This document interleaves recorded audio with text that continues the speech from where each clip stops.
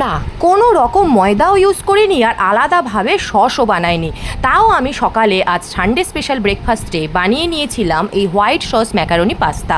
তো চলুন দেখে নেই কেমন বানিয়েছিলাম। ঠিক যেভাবে পাস্তাটা সেদ্ধ করে জলটা ফুটলে আমি নুন আর একটু তেল দিয়ে দিয়েছি, তারপরে ওই ম্যাকারনিগুলো দিয়ে দিয়েছি, দিয়ে দেখুন এই সেদ্ধ হয়ে গেছে। আমি তারপরে কিন্তু এগুলো জল ঝারিয়ে রাখবো, ঠান্ডা করে নেব আর একটু তেল মাখিয়ে রাখবো। ওভার কুক কিন্তু করবেন না। সেদ্ধ মোটামুটি সেদ্ধ হয়ে গেলে, যে দেখিয়ে দিলাম আমি, এই হাত কেটে গেলেই ভেবে নেবেন সেদ্ধ হয়ে গেছে। ব্যাস, তারপরে আমি কি করলাম, প্যানে 2 বড় টেবিল চামচ আমি বাটার দিলাম। তারপরে কিন্তু আমি গ্যাসটা জ্বালালাম। অনেক সময় প্যান প্রচণ্ড হিট হলে বাটারটা ওভারহিট হয়ে যায়, তো পুড়ে যায়, তাই জন্য আমি এভাবে করি। তারপরে বাটারটা দেওয়ার পরে আমি দিয়ে দিলাম প্রায় 8-10টা মতো রসুন কুচি বাটারে।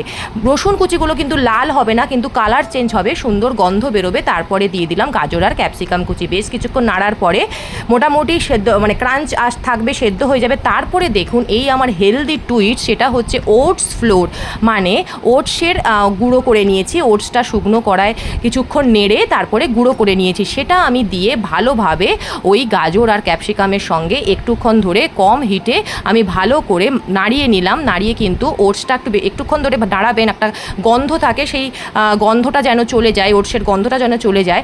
কিছুক্ষণ নাড়িয়ে লাল লাল মতো হয়ে যাবে, দেখবেন কালারটা। তারপরে দেখুন আমি দুধ ইউজ করছি। এটা এমনি নর্মাল টেম্পারেচারের দুধ। আমি যেই কাপটা ইউজ করেছি তার 1.5 কাপ দুধ আমি অল্প অল্প করে ঢেলে আস্তে আস্তে করে মিশিয়েছি। তারপরে আমি দিয়ে দিয়েছি নুন, স্বাদ মতো নুন, গোলমরিচ গুঁড়ো, একটু চিলি ফ্লেক্স, আর দিয়ে দিয়েছি